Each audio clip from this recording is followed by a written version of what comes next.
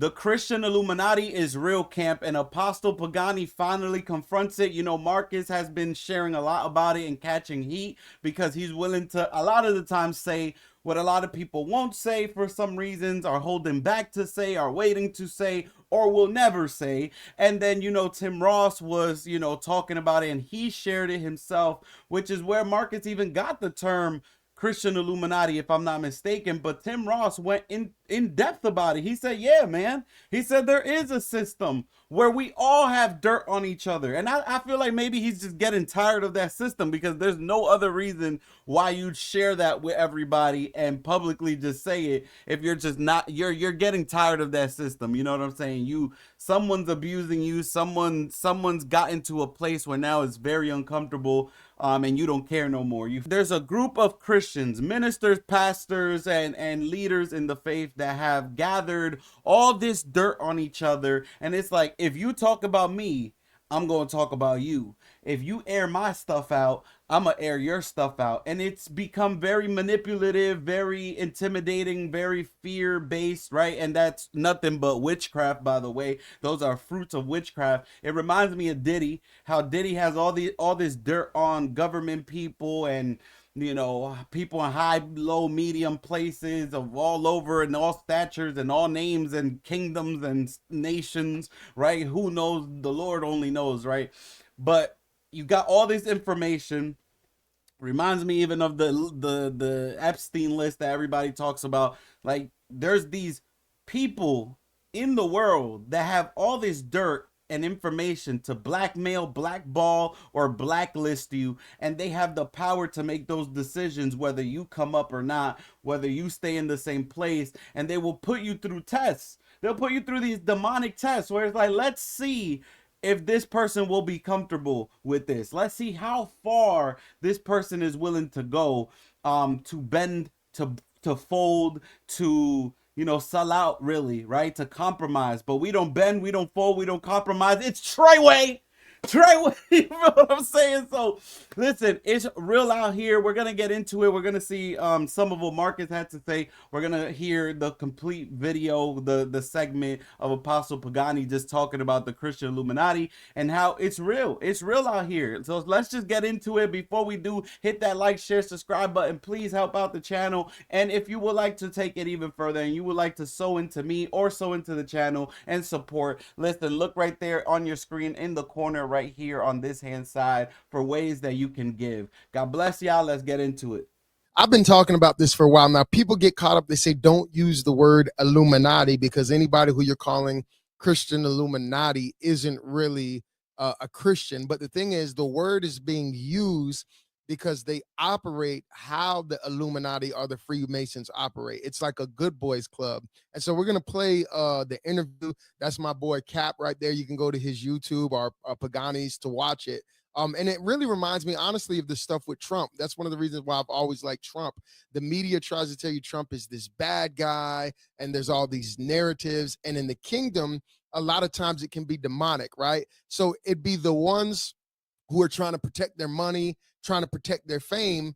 And when they see some, I'm telling you from experience. Now, let me make this very clear. I'm not about to defend myself or anything like that. We're going to play the video, and I'm just going to tell you the reality. And some of you need to hear it. You're going to reach a certain point of influence where it's like you have a decision to make.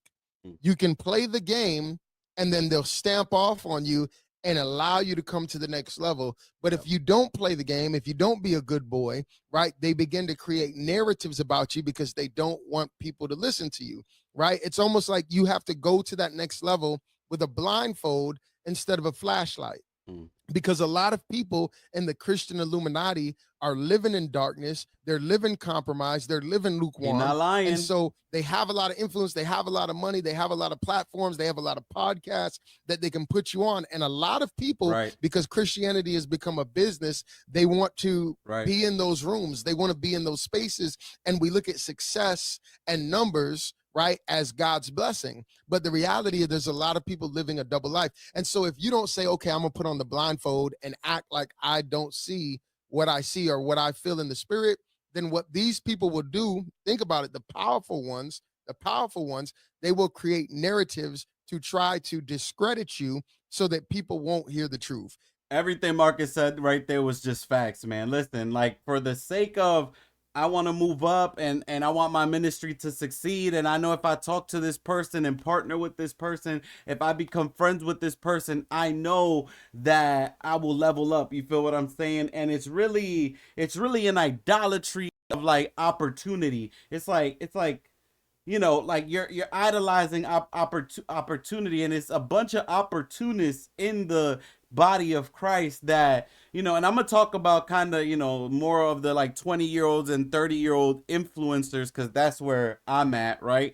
And kind of what I've experienced and seen, because of course we end up in these leaders' churches, right? We and as young, coming up, like whatever you want to call it, I don't care. I'm just Emmanuel. I love Jesus, and I just express myself in every artistic form that I can, right? And use whatever talents the Lord gave me. But whatever titles people are calling themselves nowadays, influencers or up and coming evangelists, YouTubers, right? From church titles to titles in media and whatever the case may be, you will get to a point where it's like if they see you talking about things that like, messes up their flow in their system, it's a problem. You're not going to get up where you think you're going to get up to, right? Until like God, knocks down these walls and God makes a shift. And when God begins to tear down, God begins to rise up. God is the one who tears down kings and rises up kings. And so I believe that's what's going on as well. With all of this like exposing and everyone, is starting to talk more and things like that. I believe that it's just a culture shift in the church. Judgment starts in the church.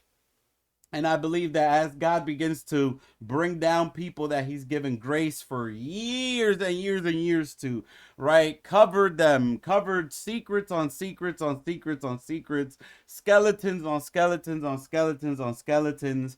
And they never sat down. They never took a break. They never, I don't know if they repented or not. Only God knows what they're doing, but God has given them ample chances, and they are supposed to be our leaders. They're supposed to be people we look up to. They are supposed to be people who run the churches that we end up in as young folk who are coming up and are looking to our leaders for direction. And we're looking for our leaders and pastors and evangelists and apostles that have been doing this for 20, 30, 40, 50 years. We're looking at you and we want to be like how Paul says, like, imitate me as I imitate Christ. Like, I want to know what you got going on. I want to know what you be doing. I would like tell me the secrets, like tell me the things you've learned.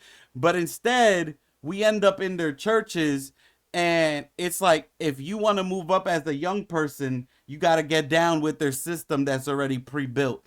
And the pre-built system is by these old Christian dudes and women who are just weird, and they got this system that it's just like it trickles down to the younger people, and now the younger people have the same situation where it's like if you talk about holiness, if you talk about it's not okay to smoke, it's not okay to drink, it's not okay to party, no bro, it's not okay to be like, oh, ministry is so hard, I need a way to relax myself, and you make all these excuses for living a lifestyle that's not righteous and a lifestyle that's not holy. I'm not talking about being perfect. I'm not talking about the righteous fall 7 times. I'm not talking about, none of that. I'm not talking about struggling with something and you're working to get your freedom. I'm not talking about process of sanctification. I mean, you make excuses, bro. These young Christians, they're taking videos of themselves smoking.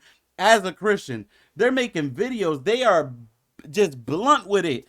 They don't care. They are 1 foot in, 1 foot out, lukewarm, or even fake, or whatever, or using God for success, or using Christianity as a stepping stone to get to where they need to get to because they see Christianity as a dollar or as a way to succeed or as less competition than the world, right? I come from both sides. I know what it's like to be a celebrity in the world and to come to Christ, give it all up, and then figure it all out again, but now in a Christian way. And how do I do this for Christ? And how do I use my talents? And how do I manage a platform for the Lord. And so a lot of times we want to look up to somebody. And right now, a lot of us young folk, we don't got a lot of people to look up to. And that's just the reality. And there is this weird system. So if you look right here in the screen, you see it. This is what Marcus was talking about. This is what he's been talking about for a while. Again, Tim Ross already mentioned it. Like, I don't understand what the problem is, bro. It's real. It exists. Y'all like y'all connections and y'all like y'all reputation. Y'all love those things more than you love God. And that's just the honest truth, bro. Let's keep it 1,000. There's a lot of people pleasers, a lot of people who are also, they want to be friends with the world. Like this is, bro, word of my mother. Let's keep it a stack.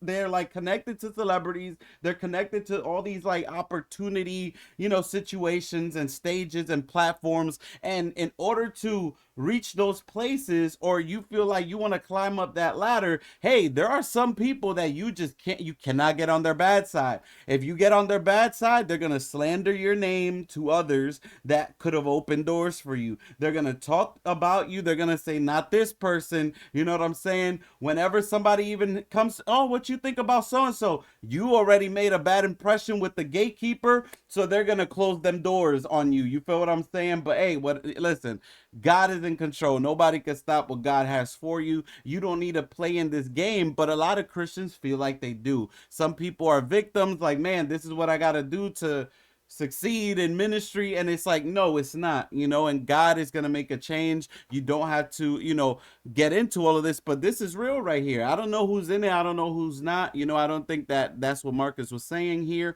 but he's showing you just an example. There's a lot of people who like Ruslan. You know what I'm saying? If you get on Ruslan's bad side, there might be people that are going to say, no, I will never interview this person. I will never open the door to this person. I will never, you know what I'm saying? And that's just one example of how it could work. Of course, there's more malicious people that they do that gatekeeping job for real. They know they're gatekeepers. They know they are keepers of records of wrongs. They have a book. They got files, they got screenshots, they have it for whenever the occasion arises that they need to make somebody sit down, make somebody be quiet, or control somebody. It's witchcraft. Let's keep it 1,000 with you. You know what I'm saying? I've heard two guys who are pretty. One was a former minister, Tim Ross. He's a podcaster now. Yeah, I know who that is. Yeah, I know who he is. And then even Marcus Rogers, who's a YouTuber, and I know him personally. He has he pastors a church, Firehouse. Yeah, both of them use this language of like the Christian Illuminati. Right. Are you familiar with that? Yes. Can you explain what that is? Okay, so I don't necessarily use those terms. Okay. I call it the good old boys club. Okay. That's how I use it. Got it. It does exist.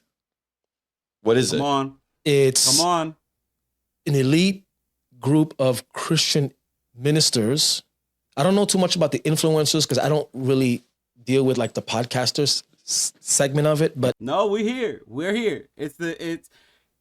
It's not as deep because, we don't have as much money and influence and power in the Christian space. But because of platform and because it's so easy to create a show, create a podcast, create a this, create a that, it's an influencers too. Though, it's an influencers too, because it will be majority and mostly and done in a more bold way, I feel. A lot of younger Christians take heed to, OSAS, once saved, always saved. It doesn't matter what I do. Doesn't matter how I live my life. I'm going to keep smoking, drinking in the background because ministry is hard and I need a way to relax and, get my nerves out. And it happens in the influencer world. Emmanuel does not get invited places. This is just the reality. I do not get invited places. And I believe it's because, no matter what, listen, I could mess up, I could fall here, I could get this wrong, I could, whatever the case may be, not perfect, right? But one thing about Emmanuel, you gotta know I run to repent, bro. Even if I repented about it 80 times, I'd be like, God, in all honesty, listen, this is what's in my heart, just straight up, God, even if I gotta say, God, I like this, I enjoy this, but I know it's wrong. please rip it out of my life. Help me get to the root of this so I can stop cutting the, what grows out and how it manifests as. Show me the root so we could deal with the root and it never comes back and never grows back. I like to progress. I like to be able to look back last year and say, wow, I was struggling with something last year and I'm not struggling with that no more. I'm not even tempted to even do these things anymore, talk this way anymore, think this way anymore. One thing about Emmanuel, I love God. I don't care about my reputation. I don't care about my record. I don't care about any of those things. And I know that there's a level of caring of reputation that we must do. The Bible says it. I'm not sure if it's mostly for leaders or for everybody in general, but I know there's a caring of reputation that at least, a pastor has to have, and leaders in the faith. Now, I don't believe just because you have a YouTube channel or whatever, you're suddenly a leader of the faith. I don't think so. I'm just Emmanuel, bro. I'm just a YouTuber. I got a channel. I'm a creator. I'm a creative. I've had influence for a very long time, since I was like 8 years old on the internet, and that's it. I'm not a church leader. I'm not ordained into any church position. You feel what I'm saying? But I see it all the time because I talk about, hey, we shouldn't be smoking. Hey, we got to get out of the witchcraft practices and its fruits, manipulation, intimidation, all these things. Hey, you got to stop listening to the secular music. You got to stop listening to all this demonic stuff. You got to, sanctify. You got to go through that. You got to be holy. You got to be righteous. You got to change how you talk. You can't be the same 5 years in. You can't stay that way. You can't remain there. Listen, but at the same time, I love a lot. I give grace. I give mercy. Listen, I believe in sanctification. I believe if it took you 2 years to get there, it took you 2 years to get there. If it took you 3 years wrestling with God to stop something, it took you 3 years to stop. If anybody wanted to talk about you and paint your name bad in those 3 years that you were struggling, fighting with something, that's their problem. I'm not like that. I don't give up on people. I believe in restoration, all these things. But the young crowd of influencers is weird, bro. They don't want to be held accountable. They don't like authority unless the authority is, I don't know if I should say as filthy as they are, or as slimy as they are, or as, like they bend over a lot. You know what I'm saying? You can take that however y'all want to take that. But they compromise. They compromise a lot. I don't know what it is. It's weird. It's like the conversation of holiness and righteousness is like they don't want to work to that. They don't want to, they don't want to be that. It's like, no, God's grace covers everything and I could just be how I want to be and do what I want to do, and it doesn't matter, and my mind and my life, and it's just going to be all carnally and emotionally led, and I'm going to be an opportunistic, and everything's going to be about opportunity and how far I can make it and how far I could take this Christ thing. And that's what it is in the influencer world. So Emmanuel, I don't get invited to places because y'all know I be chatting too much. So I guess people don't invite me to places. No one brings me onto their platform. No one's like, yo, come over here. No one's like, I don't be getting invites like that. The people who be talking to me and inviting me and or will even mention my name, honestly, people like Apostle, he'll bring me on a stage with him, next to him. Marcus, he'll bring me up, you know what I'm saying? He'll do a video with me. Abednego, he'll do, you know what I'm saying? He'll work with me, stuff like that. That's the people, my sister Angela, who's invited me to her platform. That's it, bro. It's weird. Because I travel and I preach in mega church platforms, there is a group of gatekeeper Christians that are considered by the Christendom to be the ones that are, in control of everything, who go out of their way to protect their brand at all costs, even at the point of secrets. That part. I've seen it. When I got to those platforms, I was very disillusioned by it. I remember coming home and telling my wife, the more higher I go, the more dirt I see. Jesus. And I remember telling my wife, I don't want to be influential no more. Keep in mind, I've traveling the world. I've been, and I'll share this the first time. It's the first time I'm sharing this on there. I went to go preach at a church one time, and I went with my youngest son. I took my youngest son with me to serve, as my assistant to help me out, And after the service, we go to the back and we're eating in the green room, and I'm, and they're serving, drinks. And for some reason, everybody's just a little bit too playful and weird. It just had a tipsy vibe to it. And in one of the drinks, I smelled the drink and it smelled like, orange juice and like, not vodka, because I don't think vodka has a smell, but it had alcohol in it. And I was like, and I went like this and I said, and the church leaders saw that I was uncomfortable with it. So where was this happening again? It was in Brooklyn. I mean, so was it at a party or was it at a church? Or? It was after. It was in Brooklyn, New York. It was after a big church function that I was the guest speaker. And it was at a church building? It was in a church. It was in a building that the church owned. It wasn't exactly in the church, but it was in a building that church. But it owned. was a church associated. It was a church. It was the fellowship afterwards, stuff like that. And we were all eating and they were celebrating. I think they might have been in a church anniversary or something. I was a guest speaker. We had a really great time. So it was a church event. It was definitely a church event, 100%. Right. And I remember feeling immensely uncomfortable. And I just looked at my son. He happened to be, I think, maybe 16 or 17 at that time. And I just went to the pastor because I was fellowshipping and I was introducing him to preachers, welcome to my world. And I just looked at, when I got uncomfortable and I realized what it wasn't like full blown alcohol. It was just a mixture of stuff, and I just said, I joked with the pastor and I said, man of God, I can't drink this. Am I going to drink something that, my son doesn't have a license. I joked with him to let him know, like, I'm uncomfortable with this. You know what I'm saying? I was like, I hope I don't have to need a designated driver after this because this, and he was like, oh, don't worry about it. And I just was like, God bless you. I took my son and I left. Jesus, bro. Can't even drink orange juice nowadays around a Christian, bro. What's in my orange juice? I don't, hey, what's in my orange juice? Do I need to call somebody? Do I have to have an Uber on speed dial? Should I schedule a Uber right now? Because I'm going to be here thinking I'm drinking a spicy orange juice, but really it's a Casamigo Don Julio Grey Goose mix orange juice. You feel what I'm saying? A little Tropicana Grey Goose mix. Like, do I have to call somebody? Should I turn on Find My Location just in case? I don't want my whole body to be found somewhere by accident. You know what I'm saying? Dude, what is there a setup going on? I'm from the Bronx, bro. Where to my mother? Is this a setup? Y'all trying to set me up? You feel what I'm saying? Get me out of my sober mind.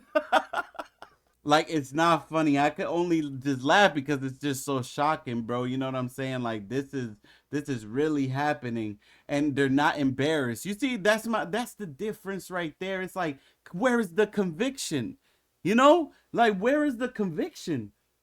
I respect somebody who's in their crib, like, trying to do everything in their power to hide it, and they feel convicted and they feel yucky and nasty and whatever. Then somebody in your face, like, bro, don't be religious. Don't be, you be all right. I don't matter. It's okay.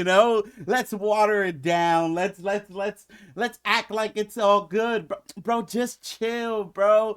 Oh, no. And that's what I mean. Like, influencers do that. They will post themselves smoking, drinking. They will make videos. They will be around other people and they'll do it like nothing. I'm going to tell the truth. What these influencers do and what these Christian Illuminati do is, while you're struggling, while you're fighting, while you're this, they're collecting evidence. And they're going to use it against you to burn you alive whenever they could. And if you speak about me, I'm going to put everything you did when you was in this cycle of struggle and you were working out your salvation with fear and trembling and all these things. And so, bro, I'm telling you, bro. And I was like, wow. And I was like, I never went back to that church ever again, and I actually disconnected myself from this particular person. So I've seen it. On another time, I went in another really big, and I'm not saying all mega churches are like this, so I don't want to broad brush, but I went to another event and I was the afternoon speaker and then you had the evening speaker. So we had a really great time, and then we go to dinner and we sit there and I kid you not. Now I'm at the table with preachers that I looked up to. You ever, when you want to meet a preacher that you looked up to, and you finally meet them, I don't want to talk about anything other than tell me your experiences in the Lord and how did the Lord speaks to you and blah, blah, blah. Yeah, come on. All they talked about was money and how many people came to the event. They saw that I was uncomfortable, so they just try to bring up a conversation. So, Pagani, you do the deliverance stuff and blah, blah, blah, this and that. They saw that I was uncomfortable. And then I saw what they ordered. They ordered. But this time they could see that I'm uncomfortable. And I was just like, I text my wife at the table. I said, I can't believe all this time I wanted to meet this particular, and this is what I'm seeing behind this. And let me be honest with you, this is a real man right here. Like Pops is chatting. He's saying the truth. And as somebody who has sat down with him, no church event like on a regular day. Actually, it was after a church event the next day in the morning. We went to support him at an event that he had. And after that, we all like got together at an IHOP. No drinking was involved. No smoking was involved. No, we had hot chocolate. We had hot chocolate. The hot chocolate wasn't spiked. I didn't have to worry about how I was gonna get home. I didn't have to worry about a designated driver. We had great conversation. We had, we laughed. We told jokes. We spoke about ministry stuff. We spoke about normal stuff. You know what I'm saying? Normal, bro. Why can't we just be normal? You know what I'm saying? Like, be normal. Like that's the great part about it. So like, just know that he's being honest here, and he's really just sharing the truth and his heart and what he saw, and it is disappointing. Sometimes you meet your heroes, and your heroes become villains. That's why in the world they used to always say never meet like your heroes or whatever. It's true. Scenes. I'm out. I literally found a way to kind of get out of there, and I went to my hotel room, waited for my flight the next day, and I left. So what they're talking about is not far-fetched. It's just not in the forefront. This is why, and this is going to make sense to your viewers who have followed me throughout the years. People throughout the years know me. Why is Pagani always screaming on something? Why is Pagani always exposing something? Why is Pagani always bringing about cult church this and false apostle that? It's because what they are saying, the people that you mentioned, it does exist. I've seen it with my own eyes, and throughout the years, I've called it out.